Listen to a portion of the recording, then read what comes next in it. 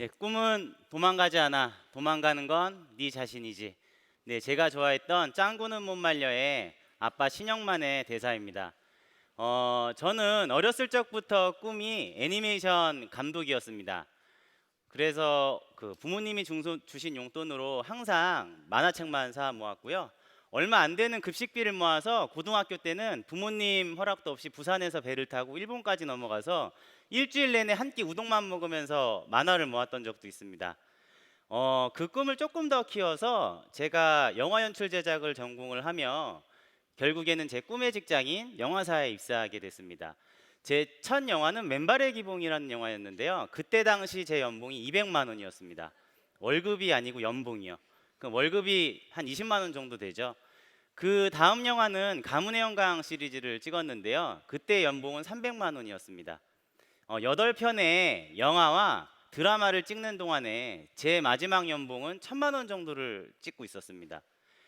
불 꺼진 영화관에서 엔딩 크레딧에 제 이름 석자가 올라가는 걸 보면서 나도 나중에 영화 시작할 때 이름이 나오는 제작자가 될 수 있을 거라는 꿈을 꾸면서 그 열정페이를 버텨내고 있었습니다. 그래서요, 영화판에서는 스텝끼리 사귀는 거를 재앙 중에 재앙이라 그래요. 그런데 지금의 와이프가 그 당시 제 여자친구였어요. 영화 스텝이었죠. 그런데 저희 집에는 더 큰 재앙이 있었는데 17년 반 동안 아버지가 한 번도 생활비를 벌어오신 적이 없는 5개의 회사에서 다단계 회사에서 한 번도 성공하신 적이 없었던 그런 아버지셨어요. 양가가 상견례에 만나가지고 결혼식 날짜를 잡는데 돈이 없어가지고 결혼식 날짜를 잡는 것도 참 힘들었어요. 어렸을 때부터 제 꿈만 생각을 했고요. 그 꿈에 대해서 공부를 했고 결국에 꿈의 직장에 취직을 해서 일을 했는데 제 나이가 30이 다 될 쯤 되니까 점점 결혼이나 학업이나 아니면은 자녀 계획, 그 다음에 노후 준비 같은 뭔가 하나둘씩 포기해야만 계속 영화를 할 수가 있었더라고요. 그게 조금 슬펐었어요. 그런데 그때 아버지가 눈치가 없이 또 다단계를 시작을 하신 거예요. 그 다단계가 바로 애텀이었어요.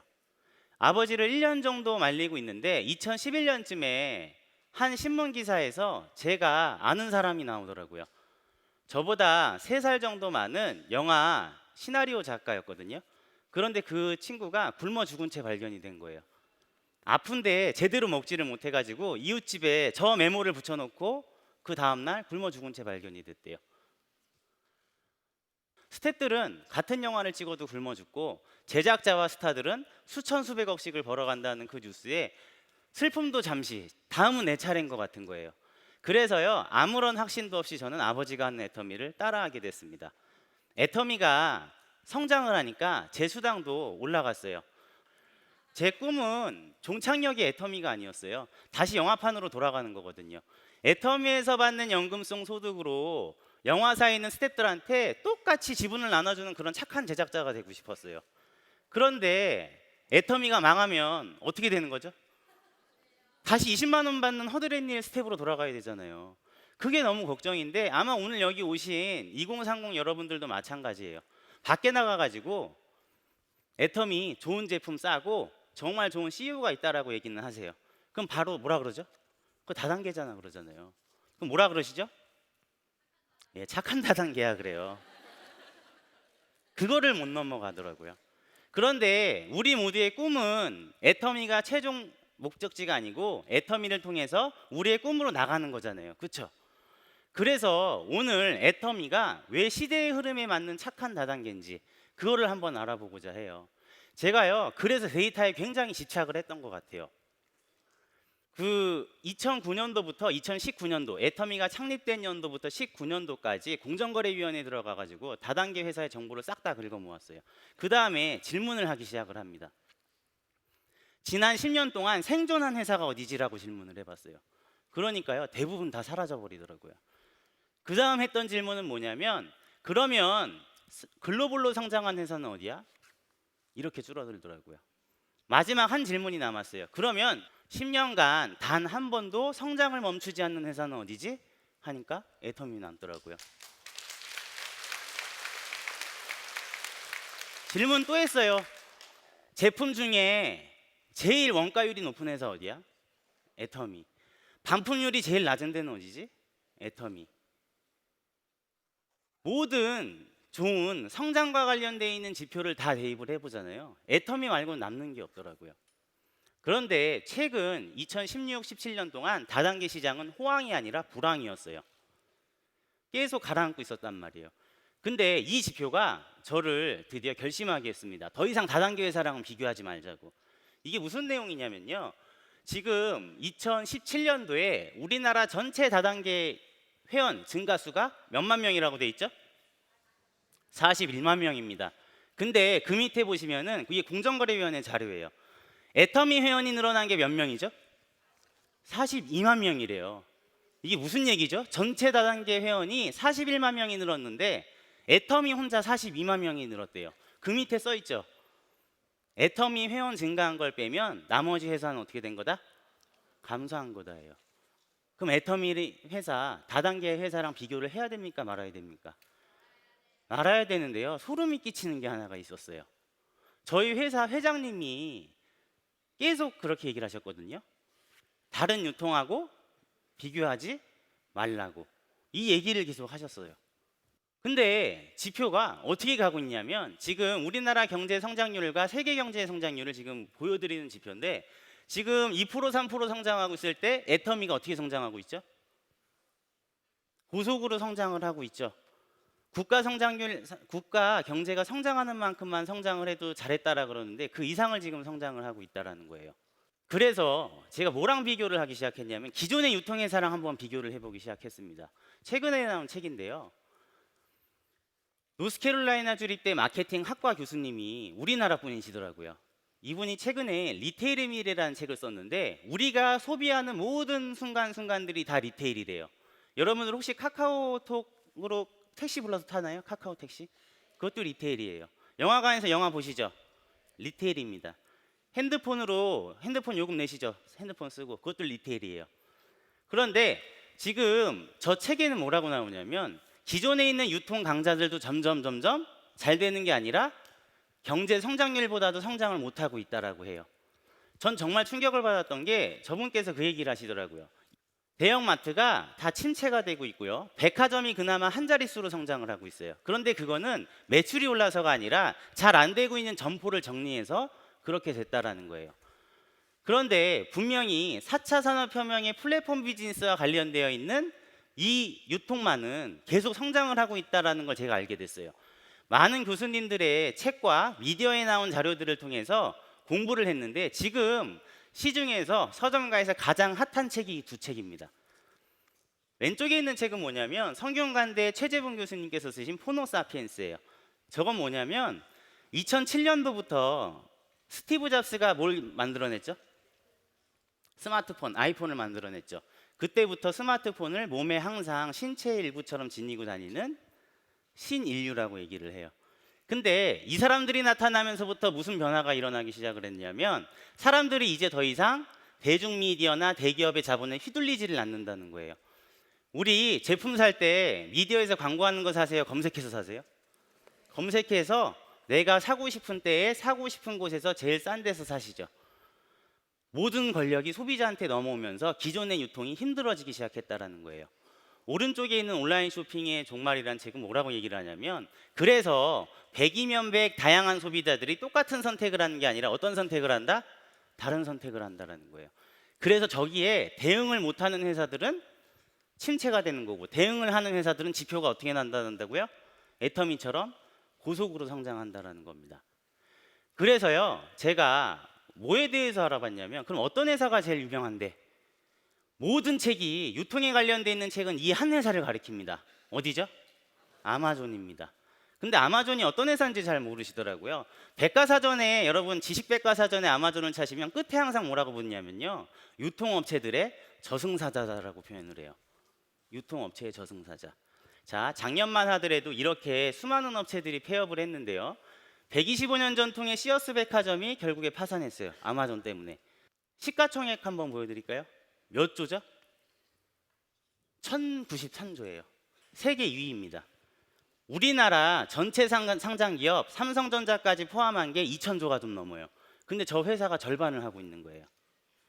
자, 아마존 20년 동안 계속 20%씩 성장을 하고 있고요. 지금 이 가운데 있는 지표는 뭐냐면 온라인 매출 비중이에요. 아마존이 미국 온라인 매출 비중의 49.1%를 차지를 하고 있습니다. 자, 제가 아마존이 그 어마어마한 돈으로 뭘 하고 있는지를 좀 보여드릴게요. Meet Amazon's newest holiday workers, the Kiva robots.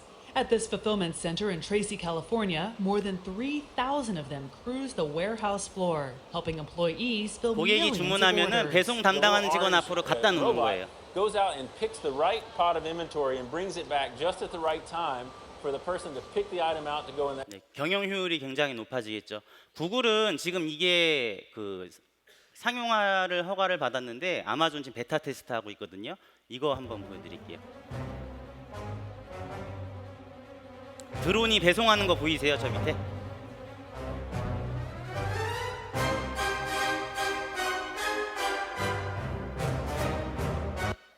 네, 영국에서요 시험 베타 테스트를 했거든요. 고객이 주문한 다음에 배송을 받는 데까지 걸린 시간이 13분밖에 걸리지를 않았습니다. 아마존은 계속 수익을 낸 거를 기술에 투자하고 있는 회사입니다. 자, 이런 어마어마한 아마존하고 싸워서 이길 수가 없을 것 같은데 데스 바이 아마존이라는 책이 최근에 나왔거든요. 데스 바이 아마존이 혹시 무슨 뜻인지 아세요? 아마존이 성장하면은 망하게 되어 있는 54개의 유통 상장 기업을 얘기를 해요. 전부 다 대기업이거든요. 근데 그 기업들만 있는 게 아니라 아마존과 경쟁을 해서 살아남고 있는 회사가 있다라는 거예요. 똑같이 경쟁을 해서 똑같은 수익을 내는 그런 회사들이 있다. 그런데 그 회사들의 전략을 보니까 두 가지가 있대요. 첫 번째가 뭐라고요? 압도적인 상품력입니다. 자, 지금 이게 무슨 얘기냐면 우리는 유통업체가 아니라 기술업체다. 우연의 일치로 유통을 한다. 아마존은 오픈마켓형 방식이에요. 무슨 얘기냐면 내가 만약에 칫솔을 팔고 싶죠. 그럼 칫솔을 아까 저 키바 로봇이 있는 데다가 그냥 물류 창고에다가 넣어놓기만 하면 아마존이 알아서 주문받고 배송하고 결제하고 반품도 받아주고 고객 응대를 한 다음에 6%에서 15% 정도 수수료만 빼고 나한테 수당을 주는 방식이에요. 결제 대금을. 그런데 문제는 뭐냐면요. 칫솔을 내 것만 팔아줄까요? 아니에요. 수천 수백 개를 다 수만 개의 칫솔을 팔고 싶은 사람이 있으면 다 팔아줍니다. 가격 경쟁하고 품질 경쟁은 누가 하는 거죠? 내가 알아서 하는 거예요. 내가 납품하는 사람이 알아서 하는 거라고요. 그런데 최근에 살아남고 있는 회사들이 어떤 거냐면 바로 이 플랫폼 방식을 써요. 자, 뭐라고 나와 있냐면 공급자 선별 중심의 플랫폼 큐레이션형이라고 얘기를 합니다. 자, 애터미 방식은 이런 방식이에요. 어떤 방식이냐면 칫솔을 팔아요. 그런데 칫솔을 그냥 파는 게 아니라 그냥 아무 회사나 애터미 플랫폼에 올려놓으세요 이 뜻이 아니에요. 애터미가 귀찮지만 고객들을 위해서 최고의 칫솔을 하나를 선택해 드릴게요. 절대 품질의 제품을 하나를 선택해 드릴 테니까 이거를 고르시면 됩니다. 이거예요. 근데 이게 일품일사 원칙이라고 해서 저희가 이 방법을 채택을 하고 있는데 플랫폼 시대의 유통회사에서는요 일품일사는 목에 칼을 들이지지 않고는 할 수가 없는 짓이에요. 아까도 분명히 말씀드렸지만 스마트폰 시대, 이 포노사피엔스 시대에는 다양한 소비자가 어떤 선택을 한다 그랬죠? 다양한 선택을 하기 때문에 그래요. 그런데 한 칫솔만 판다고요? 말이 안 되는 거잖아요. 근데 이 칫솔이 1초에 지금 한 개씩 팔리고 있어요. 2,600만 개가 팔렸다라는 겁니다. 자, 그러면 애터미는 칫솔에 있어서 지금 팬덤을 형성한 거예요? 형성하지 못한 거예요? 형성을 했다라는 거죠. 그러면 우리가 2,600만 개 팔아줄 테니까 니네가 알아서 값을 낮춰와라. 이렇게 갑질을 하는 회사일까요? 그랬었으면 벌써 두들겨 맞았겠죠. 요새가 어떤 세상인데. 저희는 납품업체를 합력업체라고 표현을 해요. 어떻게 하냐면 결제를 해주는데 10만 개, 20만 단위로 주문을 해줄게. 대신에 원료값을 성금으로 준다. 그 다음에 결제 방식도 대기업보다 훨씬 뛰어나게 일주일 단위로 결제를 해줄게. 그 다음에 시설 같은 거 늘리거나 그럴 때 우리가 자금도 지원을 해주겠다. 여러분 이거 갑질하는 회사예요? 서로 상생하자는 회사예요? 상생의 원칙이 있는 그런 훌륭한 회사입니다. 그래서 이 딱 한 군데의 칫솔을 가지고 협력업체랑 머리를 맞대서 절대 가격으로 떨어뜨려 놓은 거 아마존은 절대 할 수 없는 압도적인 품질력을 끌어내는 게 바로 이 애터미 방식이라는 거예요. 자, 이거는 지금 현재 2017년도 공정거래위원회 자료입니다. 제가 조금 읽어드릴게요. 글씨가 잘 안 보이실 텐데 애터미가 부가가치세 포함 8,200억을 했다라는 거예요. 제품을 저런 히트 상품 같은 거를 팔아서. 근데 소비자들한테 지금 수당을 얼마 준 거냐면 3,140억을 줬어요. 우리가 기본적으로 어느 플랫폼 기업에 가서 제품을 사더라도 우리를 성공시켜 주거나 수당을 주는 회사가 있나요? 없단 말이에요. 그런데 수당을 준다는 이유로 지금 제품값을 비싸게 팔고 있어요? 그것도 아니란 얘기예요. 저희 회사에서는 지금 뭐 해모임 같은 거 5년 연속 지금 1,000억 원대 이상을 하고 있는 히트 상품이죠. 앱솔루트 같은 경우도 지금 나온 지 얼마 안 됐는데 작년에 1,000억 원 매출을 했습니다. 우리 보통 1,000억 원 정도 팔리면 히트 상품이라고 얘기를 하거든요. 지금 화장품 같은 거 애터미가 뭐 브랜드가 없다고 얘기를 하시는 분들이 있는데 글로벌 시장 조사기관에서 그냥 우리가 부탁을 한 게 아니라 알아서 그냥 하신 거예요. 근데 기초 화장품류에 보면 지금 5등이 누가 올라와 있죠? 애터미가 올라와 있어요. 소비자는 아무 데서나 지갑을 열지 않는 시대예요. 트렌드 코리아의 김난도 교수가 분명히 얘기를 했습니다. 밀레니얼 세대는 부모님이 금융위기를 겪는 걸 봤기 때문에 자발적으로 지금 가성비를 찾아 나서고 있어요. 그런데 그런 시대에 지금 두 자릿수 성장을 8년째 계속하고 있다는 겁니다. 지금 국내 기업 중에 이 지표는 얼마나 무서운 지표냐면 국내 기업 중에는 1위고 업계 전체 순위는 2위예요. 그런데 등록된 판매 연수는 누가 제일 많죠? 애터미예요. 팬덤을 형성하고 있다는 거예요. 그거를 인식하셔야 돼요. 저희 회사 박한길 회장님께서는 경쟁자가 10년 뒤에 나올 줄 알았나 봐요. 큐레이팅 방식으로 지금 따라하는 업체들이 나오고 있죠. 큐레이팅의 정의가요 2년 전에 나오기 시작했어요. 우린 10년 전부터 하고 있었는데 그 정의에는 뭐라고 되어 있냐면 공급 업체를 2-3개 정도로 줄여라라고 되어 있어요. 그리고 대량 주문을 통해서 값을 낮춰 이건데 우리는 이미 10년 전부터 일품 일사예요. 절대 품질로 끌어올리려고 절대 가격으로 팔겠다 이거랍니다. 그 경영 노하우를 배우라고 저희 회장님께서 11대 직접 판매 협회장에 취임하셨죠. 여기 회원사 중에는 아모레나 LG생활건강, 웅진 이런 방문 판매 업체들의 대표님들도 다 있는 그런 엄청난 자리인데 여기에 지금 회장으로 취임을 하셨어요. 자, 아까 아마존과 경쟁할 2가지 전략이 있다 그랬죠. 압도적인 상품력은 지금 확인이 됐어요. 두 번째는 뭐냐면 아마존과 같은 경기 방식을 취하지 말라고 얘기를 했어요. 아마존의 제프 베조스는 플라이 휠이라는 전략을 씁니다. 세상에 있는 모든 물건을 미치고서라도 싸게 팔겠다. 그 다음에 번 돈으로 뭐 하는 거냐면 아까 드론이나 키바 같은 기술에 투자를 하는 거예요. 그런데 애터미의 전략은 뭐죠? 절대 품질의 제품을 절대 가격으로 좋은 제품 싸게 팔면은 소비자들이 알아서 몰려오는데 벌어들이는 수익으로 회사가 협력업체, 고객, 그 다음에 회사, 주변 사회에 공헌하는 이 방식을 택하겠다. 상생하겠다라는 거죠. 두 회사요 다 위대한 CEO가 있는 거예요. 그런데 애터미를 그냥 다단계라는 시각을 보지 마시고 이 첫 번째 챕터에 있는 데이터를 자세히 보시면은 아마존과요 같은 유통을 하는데 서로 다른 방식으로 지금 위대한 기업이 어깨를 같이 겨루고 경쟁을 하고 있는 회사라고 보시면 될 것 같습니다. 저희 회사 제품 용량 이익이 날 때마다 다 어떻게 해주셨죠? 올렸어요. 해모임 2014년도에 1,000억이었는데 작년에 1,600억 했습니다. 그런데 제품 용량을요 저희 아버지가 시작했을 때는 30호였어요. 그런데 지금은 60호예요. 여러분들이 만약에 회장이라 그러시면은 그 기업에서 가장 잘 팔리는 회사 넘버 1 제품 그거를 절반 가격으로 낮추실 수 있으시겠어요?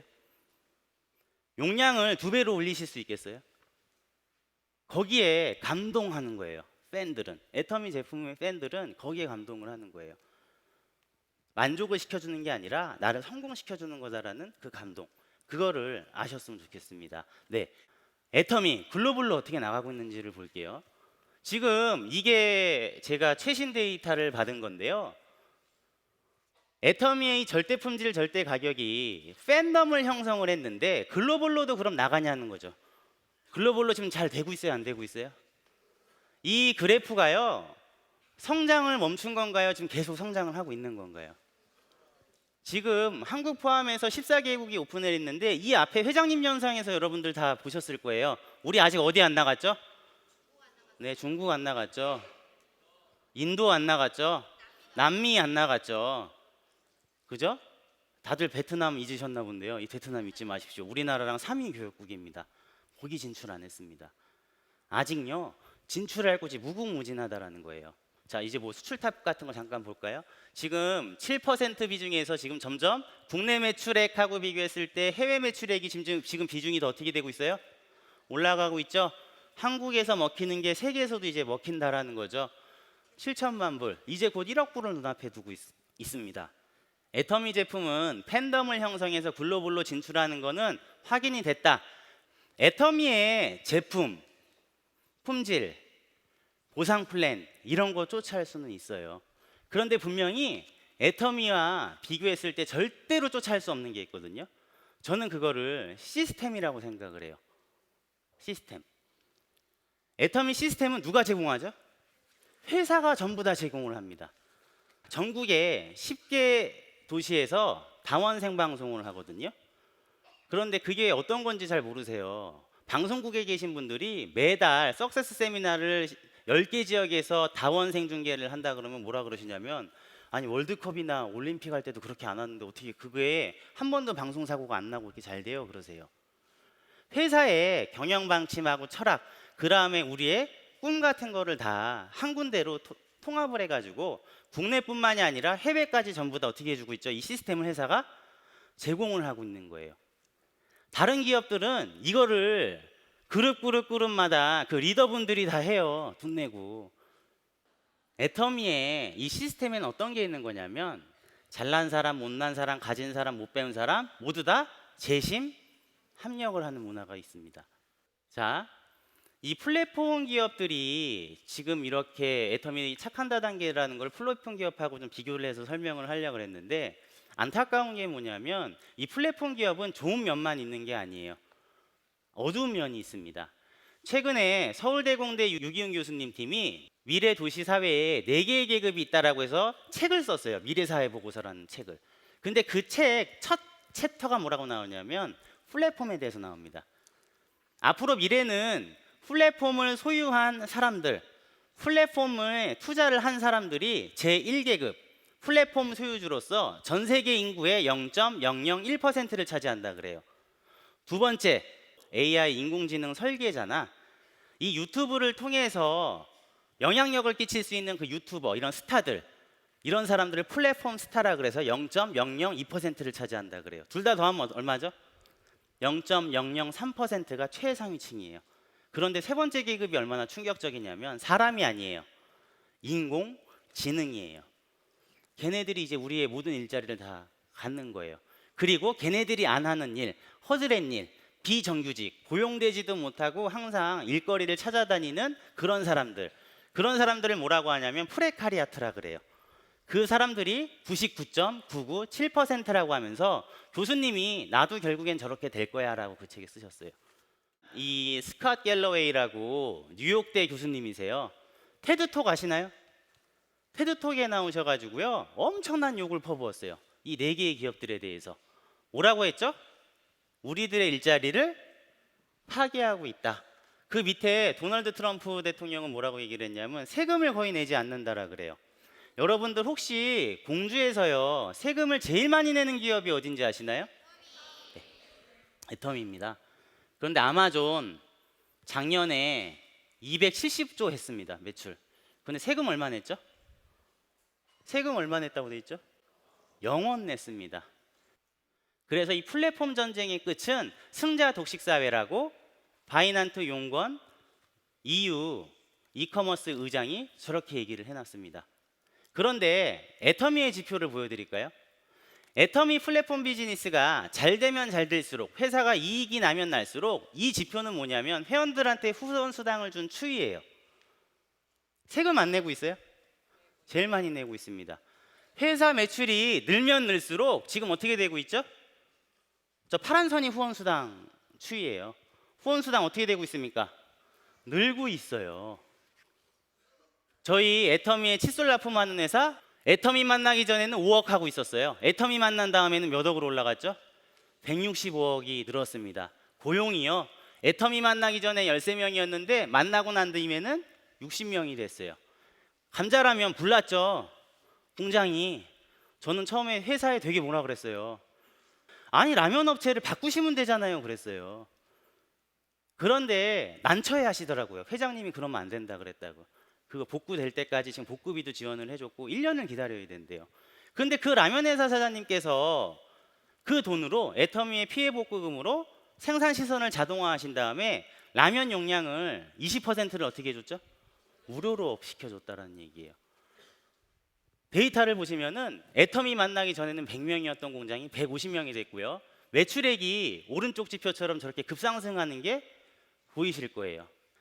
애터미는 해외에 나가면 환영받는 회사입니다. 우리 대만에 나가서는 대만 경제부가 꼼꼼하게 따져서 주는 상, 중화민국 비즈니스상을 수상을 하기도 했죠. 왜 그렇죠? 한국에 있는 제품만 팔아주는 게 아니라 그 나라에 있는 제품도 다른 13개국에 다 수출을 해주거든요. 우리 캄보디아 같은 어려운 나라의 캄포두추 대표적이죠. 일본 제품 같은 것도 많이 팔아주고 각 지사에서 런칭을 해서 팔고 있습니다. 멕시코의 아보카도 오일. 자, 애터미가요 어마어마한 지표를 갖고 있는데 한 가지 약점이 있어요. 그게 뭘까요? 제가 이거요 3년 전에 영리더스 워크샵에서 본 다음에 이거 달라 그랬더니 회사에서 막 아이고 안 된다고 부끄럽다고 안 주시더라고요. 제가 오늘 강의하니까 이거 꼭 달라고 제가 협박해서 받았어요. 보시면 알겠지만 이 위에 있는 지표는 오늘 여러분들 여기 들여보내시려고 지금 밖에 부모님들 다 계시죠? 부모님 세대들. 그분들하고요 여러분들 여기 초대하느라고 초청한 그 친구분들 그분들이 만들어낸 지표예요. 우리 박수 한번 쳐줄까요? 그런데 실제로 2030 리더들은 지금 이렇게 바닥을 기고 있다가 최근에 8% 올라온 거란 말이에요. 이거 시사하는 바가 뭔지 아세요? 지금 세계 시가총액 1위부터 10위까지요.